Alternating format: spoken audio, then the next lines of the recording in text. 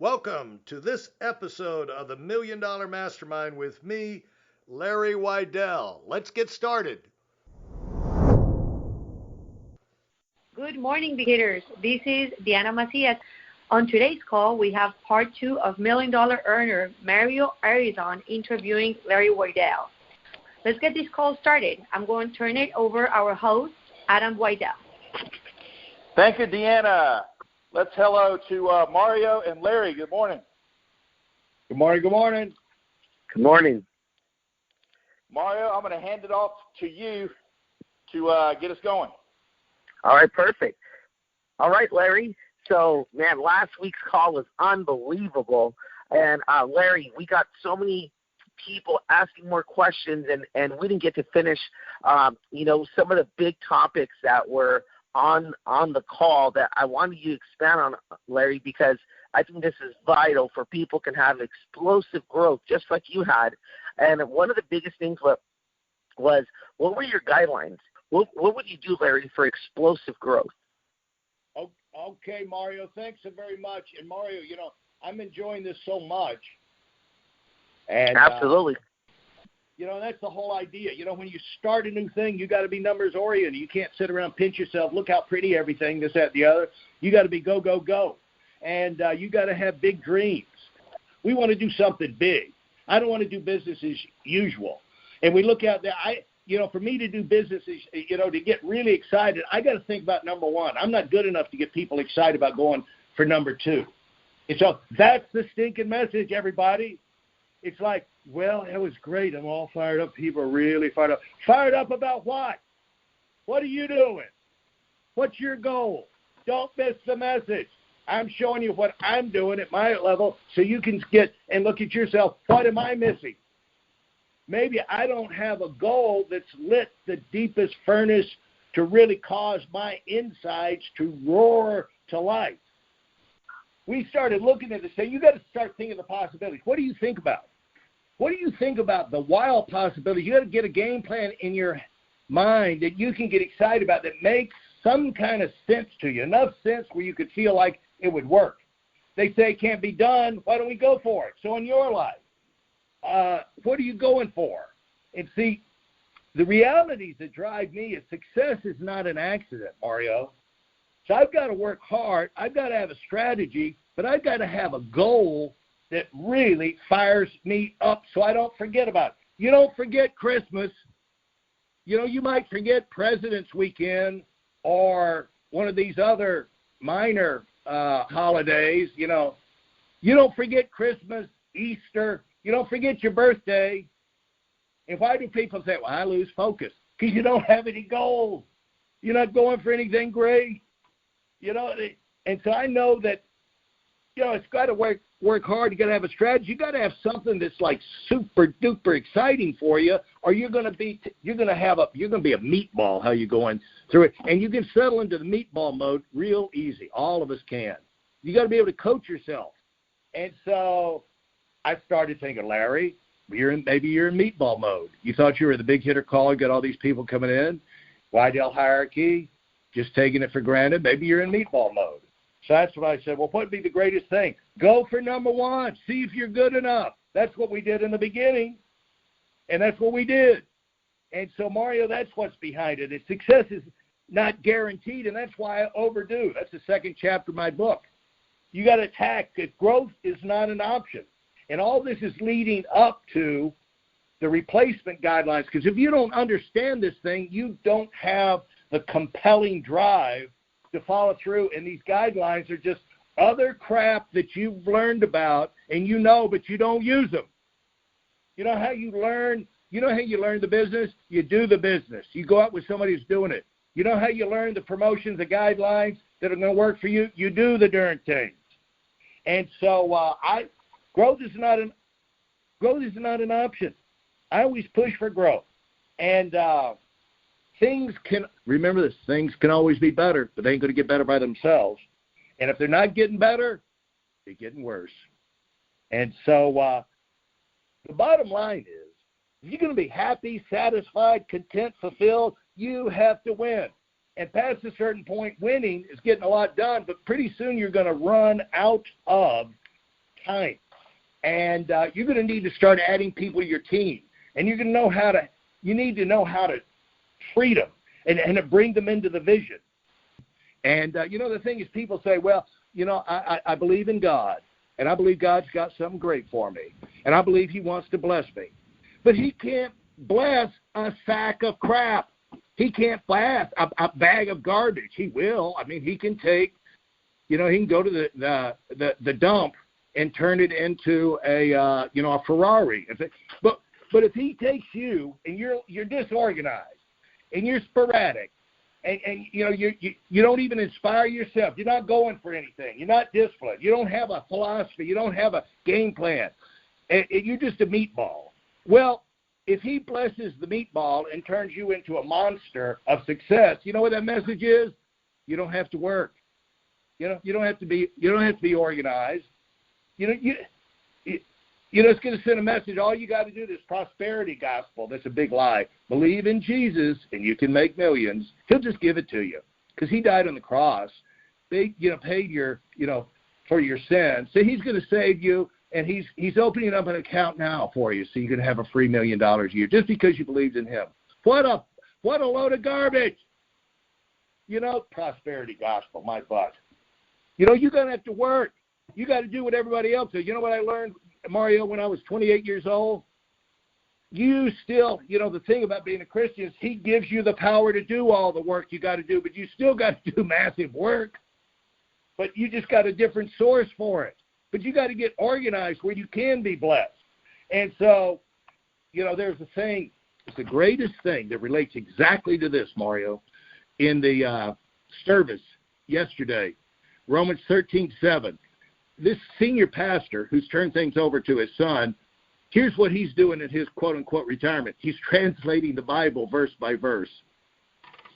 And it's, some people not only translating the whole Bible. That's what I'm going to do, in my retirement.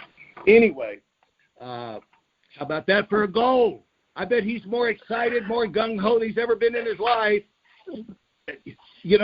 And so he gave a translation on Romans 13:7, which is, he's talking about the gold, the medal winners, honoring the military. And it said, give honor to those who deserve honor. And what he said there really got my attention. You know why? Because they inspire us. And so, isn't that the greatest thing to be somebody who has so much success, has got so much drive that you inspire other people to greatness? But you got, and he goes and talks about, he had all the examples, but it takes courage to say, we're going to go. And then when somebody stands, that's what I want you guys to get from this message. If you are in charge of your family, for your kids, in charge of your business, in charge of wherever you are, if you want that world, family, team, business, club, whatever, to do great things, somebody's got to stand up and say, we're going for it. And it has to do with anything. I mean, one of our guys up in Richmond went over on our expansion, we did the UK in 2003, and he got involved in just to meet people with the Cambridge Shooting Club. And the Cambridge Shooting Club was the worst. But he went in and said, we're going to be number one in Britain. We're going to kick everybody's butt. They were looking at him. What an idiot. Guess what? Within 2 years, they were number one in England.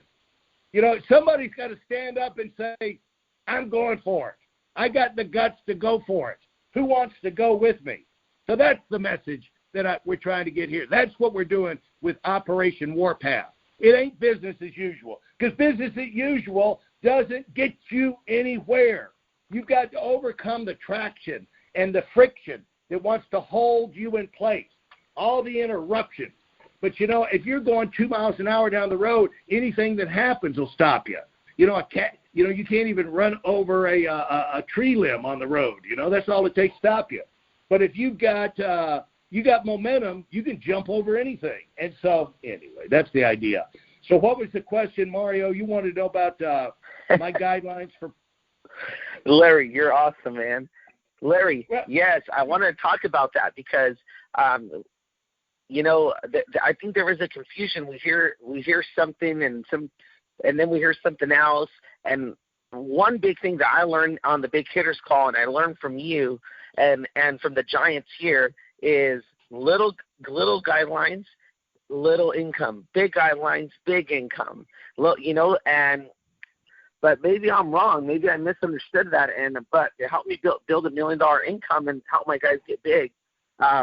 Expand on that, Larry. Am I wrong in my thinking? Misunderstand what? You don't misunderstand anything. What exactly?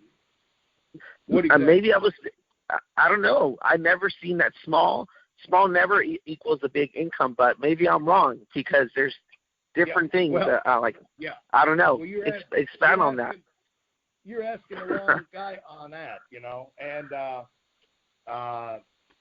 you got to get big, man. You got to get big, and you got to make up your mind to get big. That's the whole reason before I went into guidelines. It's just I hate wasting my breath. I hate telling people how to do crap that I know they're never going to do. And I know this stuff inside out, but I don't want to talk to a lady. You know what the Bible says? Entrust yourself to faithful men and women.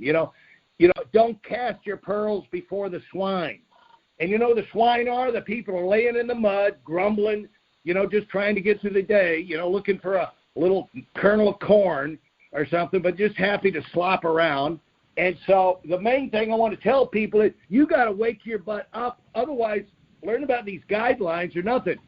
The part that I said up till now is to tell you it's a waste of your and my time for you to be listening to me about guidelines for promotions if you're not going to go for something great. Because the first thing you've got to do is make up your mind to go for something great, and then you recruit people to that vision. Then when they get in there, like Ali Carew said, they're doing the numbers, and he's driving it to prospect. Now your message is about big. It's about huge. It's about unlimited growth. It's about changing your life. Opportunity to become financially independent.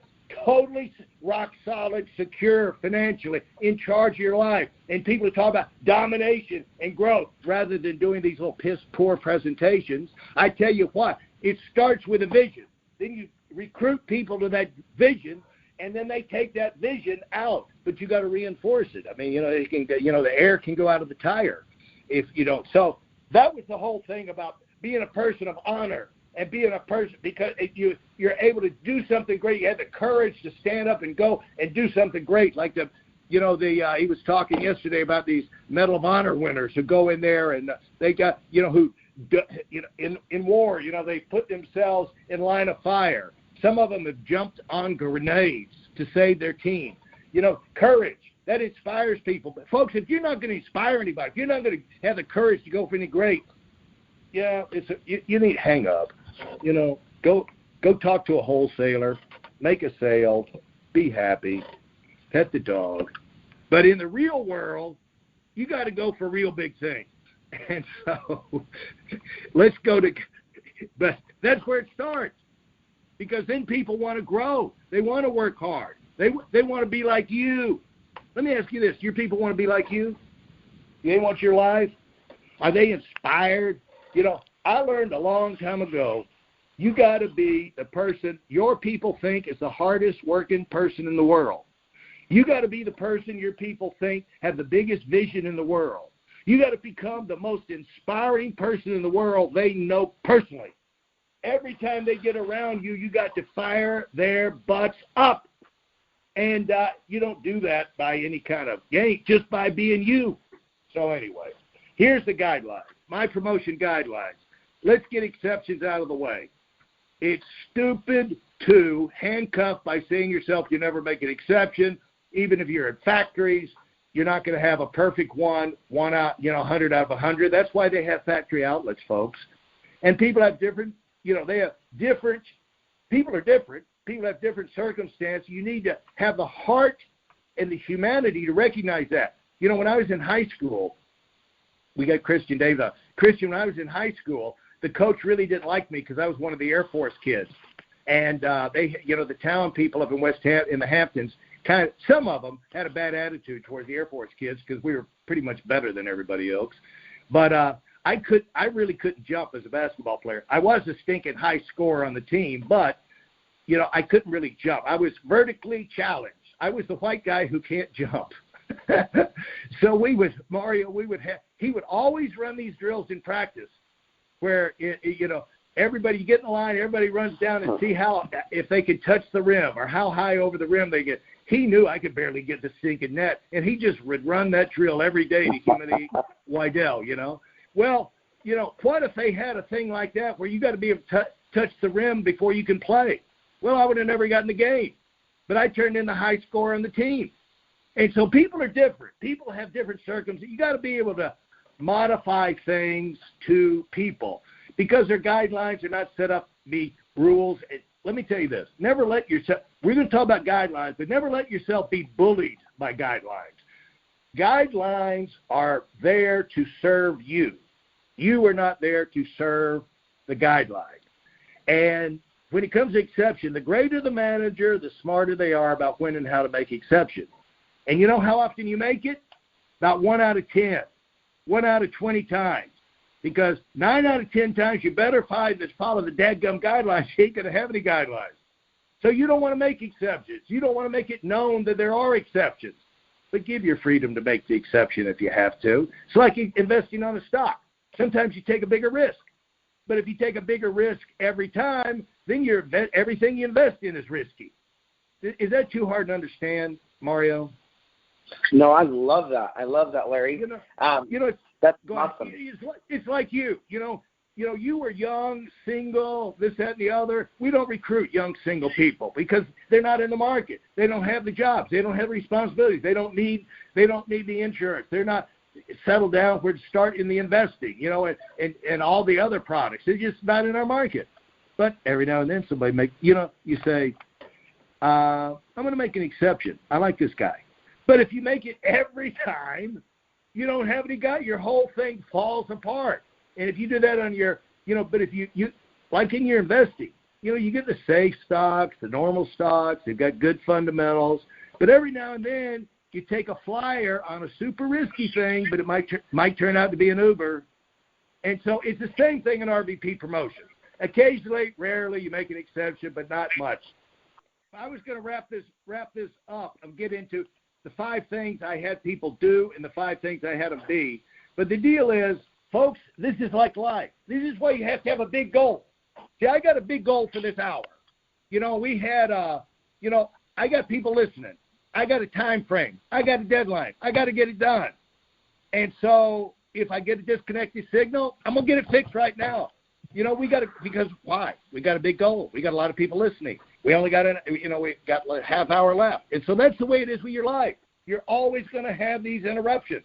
That's why you have to have intensity about what in the heck you're supposed to be doing right now and when you're supposed to get it done. This is the way it is. And so don't make many exceptions. It undermines your systems, beliefs, and credibilities, but make them when you need to make them. And don't make the people feel bad. Make them feel good. Don't emphasize what they didn't do. Emphasize what they did do. Because sometimes people just have disasters happen to them out of the blue and knock them out. And there's just no reason to put them through all that rebuilding if they're ready to go. You just use your own thing. 1 time out of 20, 1 time out of 10. And so I'll talk more about that if I need to down the road. But 5 things you have to do. And I'll tell you right now, there's no easy answers on this in terms, you got to hit this, that, the other. Rigid little fragile deadlines. Have to do this and this. And if you do this, you get out. Stupid, stupid, stupid, because people can manipulate. So here's 5 things you have to do. Number 1, you got to be far and away the best leader with the biggest team consistently in my base. The only person that goes out of my base is the biggest and best and obvious. You got to fight your way to the top of the stack. And folks, in my world, there's a lot of people then to fight their way to the top, a lot of competition. You got to claw your way to the top and be far and away the best one to be next in line to go. Everybody's got to know your time for you to go. If you're not the best with the biggest team consistently in my base, you ain't ready to go, darling. But first of all, you want to go, here's what you got to do. Here's what you got to do. Forget these specific guidelines. You got to be far and away the best leader with the biggest team on my team. Anyway. So, 3, do you have 2 strong legs or the equivalent, like a combination of a bunch of districts? God gracious. If you and your team are consistently make money, growing month to month, if you've created a track record of success, and you've created a track record of growth, you know what? You're going to have numbers. I'm trying to prepare them for the realities of life, and the realities of life, it's brutal out there, buddy. You got to be tough. Life is going to try and knock your butt out. And if you can't handle it as a trainee, Mario, anyway. Okay, so here's the last one, Mario. Bottom line, you got to do. Here's what you got to do. You got to create momentum. Do you have momentum? I'm not going to promote you without momentum. You got to be able to create momentum, and I got to see that you will sustain and maintain your momentum. Are you working in a solid in a systematic way? Do you have a system about you? Do you have a routine? Do you have a schedule that will allow yourself to duplicate yourself as you go out there? You're just going to get better and smarter and better and smarter. When you go out the door, you darn well better have a system about yourself so you can improve and you can duplicate in spite of the fact of all the things you don't know. Because you've got to duplicate and compound. Otherwise, you don't have a systematic way about what you do. You're going to be up and down, start and stop, and 15 years later you're going to say, why am I still floundering? So I was always trying to set them up to explode out of the gate and keep running. So I've got them thinking about momentum. That was the 5th thing. Do I need to repeat those, Mario, real quick, and then I'll go to the things you got to be. You got to be far and away the best leader with the biggest team, and you got to write clean business, and your people got to do the same. You got to have 2 strong legs of the equivalent. You got to be blowing away the minimum, and you got to have momentum. I've got to know that you're a pro, that you know what you're doing. You do it whether you feel like it or not, and you get better at it. You got momentum from that because well-run businesses grow. Okay, those are things you got to do. Now here's 5 things you got to be. You got to know the business. If we toss your butt out of a plane and give you a parachute and drop you out over someplace in Iowa, you've never been there before, you got to know the business so well. If no one ever comes there, you can build, not only survive, you can build a growing, thriving business because you know the business. The other thing, you got to be able to manage money personally. You got that, the bottom line, you got to be able to know how to live within your means and save money. Not spend everything you've got. You got to be able to put money aside for taxes. You got to put money aside for your future. You got to be smart enough to manage money personally to live between your means. That's the second thing you got to be. Third thing you got to be is able to manage business finances. The tax world, the structure, the fees. Good gracious, what we went through. 800 entities to get licenses and permits and this, that, and the other to get over in Worth Avenue. But we got them, and we're open. We made it for sale, gallery-wide. But see, it's a good review. You got to be able to manage business finances because IRS is not going to understand if all the state. You got to, there's a lot of things you got to keep up with. And so you can't overbuy with your office. You got to be able to stay within your financial budget and afford, get an office you can afford. Then work hard, get a bigger income, then get a bigger office. But can't be someone who, with no income, going and signing a 5-year lease on a 5,000 square foot place on a hope and prayer that God will bless me. Yeah. That's stupid. God's not going to bless stupidity. So every now and then he'll save your butt when you've been stupid, but he's not consistently blessed stupidity. Good quality of business. That's the third thing. Is manage your business finances well, which is, again, stay within your means. Good quality. The fourth thing is persistency. Got to have good. You've got to be somebody who just naturally stays in the market, and your people is somebody we don't have to worry about persistency. And you got to have not only that's persistency with your product. The fifth thing is you got to be persistent with your people. You got to be somebody who can make a commitment and live up to it. People can trust that you're not squirreling. You're not all over the battlefield. People can believe in you now and you tell them something and they trust because they know you're going to follow through. Folks, we got to be your banker as you go out there. I mean, you're going to build, you're going to grow, you're going to get all these checks, you get advances. If you're squirreling and we can't trust you, and then all of a sudden you do something stupid and have a big chargeback, we have to eat that money. I don't want to promote someone squirrely I can't trust. Those are 5 things you got to be. That's what I did, Mario. That's it. Larry, that was awesome. And Larry, one thing that I want to expand on, and that's good because you get a lot of clarity there on doing things big, right? And Larry, one of the things that people are curious because you actually lived it. What were Art Williams' guidelines to get promoted, RV? Okay, let me ask you a question. Is that a total shift in emphasis from you got to hit these numbers and hit that numbers? Do you like that approach of the 5 things you got to do and 5 things you got to be more than looking at a particular target that they can manipulate their way to hitting? That was good. I never seen it that way, Larry. That was actually really, really good. That was powerful. Well, see, this is what I did that worked, man. I promoted a ton of people, and they survived. They did great things. But you got to start talking to them early. And so you don't grow to become a functioning independent leader by somehow manipulating your way up to ding, ding, ding, hit a couple of numbers 2 months in a row, and then you go out there, you're going to fail. So you want to know Art Williams' guideline for promotion? Art never had any guidelines for promotion because he never ran a base shop. That's the truth. When he ran the base shop, you weren't promoting anybody. All you were doing, we were back with these other, we weren't independent. Art never ran a base shop. He ran us.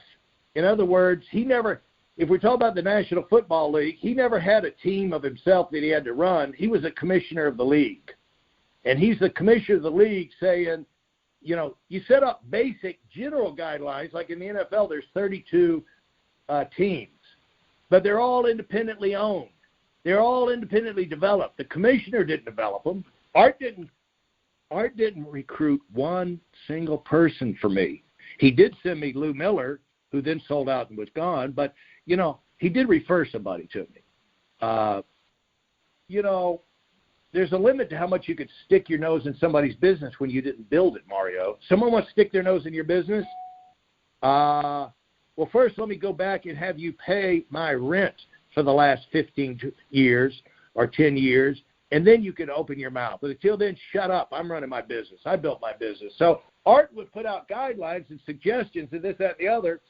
But, he's like runs the league where the people, the malcontents, will go to the league and say, buh, buh, buh, buh, buh. And so he's just trying to keep peace in the family with his comments and all. But he wasn't able. It wasn't he wasn't capable. He probably built $1 million base shop. He probably built a $2 million base shop. I'm really not interested in Art Williams' guidelines for promotion past a certain point because he's never operated in our world. I've told him that. But have no mistake about it. Art could have built a $2 million, $5 million base shop. I mean, he's a monster. But he just did not have that capacity from the compensation that the company that we worked for at the time. And so he was the original pioneer in helping getting this thing going to the point where we could improve. Mm-hmm.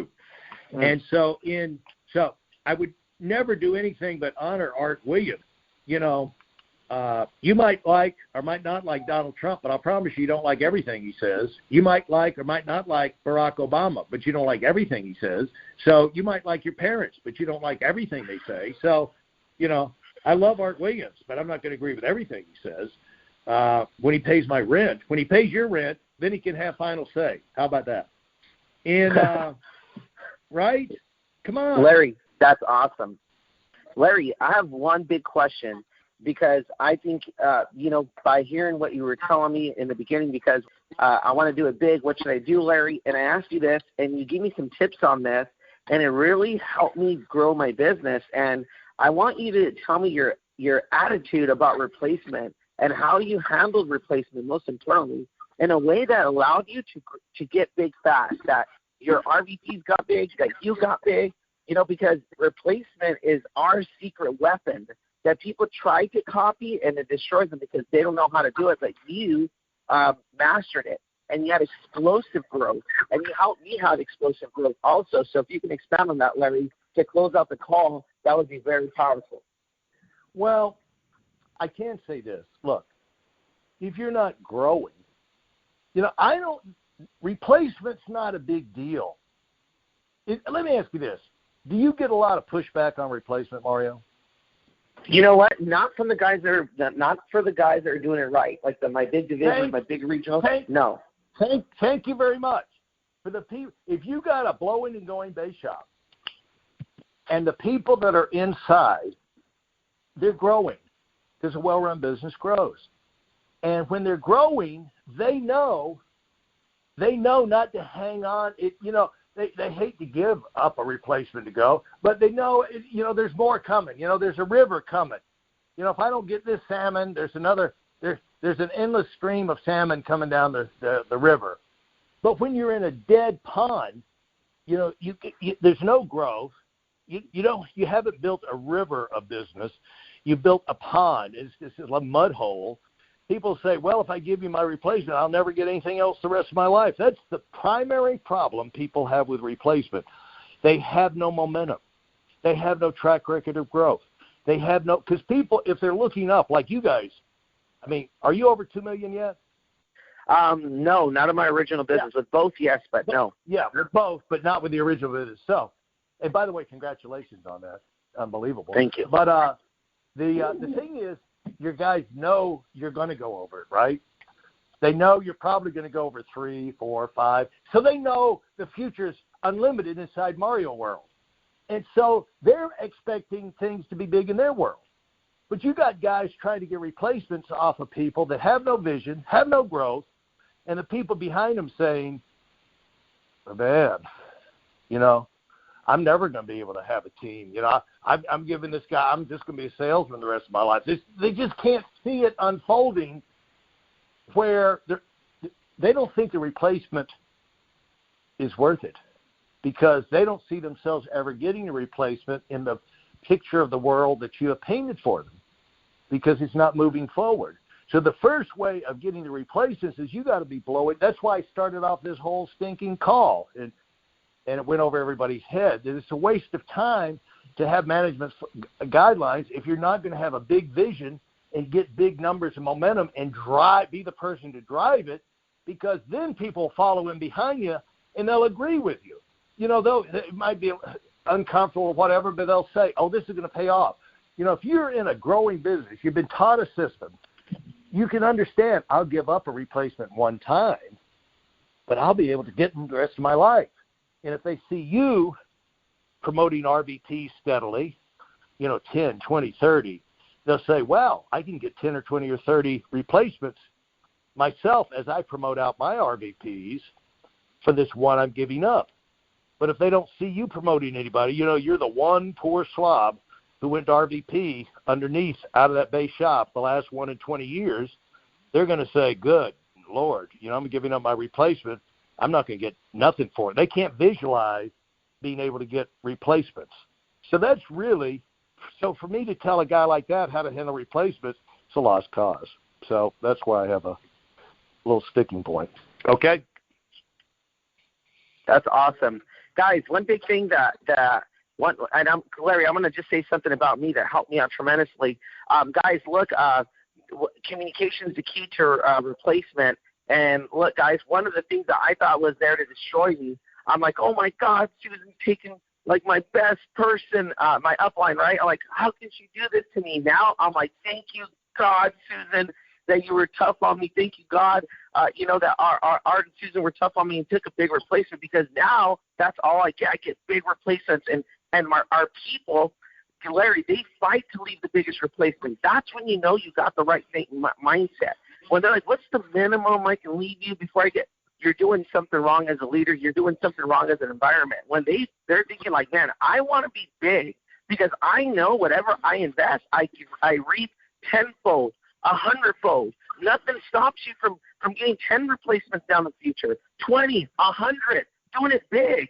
But, man, I've never seen somebody that does basically low standards, low income, big standards, big income. And I remember hearing some of the calls of back in the day saying, man, to get promoted, you had to move to another state. Bill Arender, you had to leave everything behind and move to another state. I was like, wow, man, that kind of thing fires me up. Why? Because the contract's so worth it. Because now you're going to be able to do it. And then what a blessing. Yeah, that's what I did. I left 75 code numbers. But the thing is that, Mario, people have got to get the picture. You got to get in this game whole hog and go for big, and then all these things start to work out for you. It's not, you're never going to figure it out being small. You got to figure it out by getting big, and all these things will start to work for you. A lot of things to talk about. Hope this has been helpful.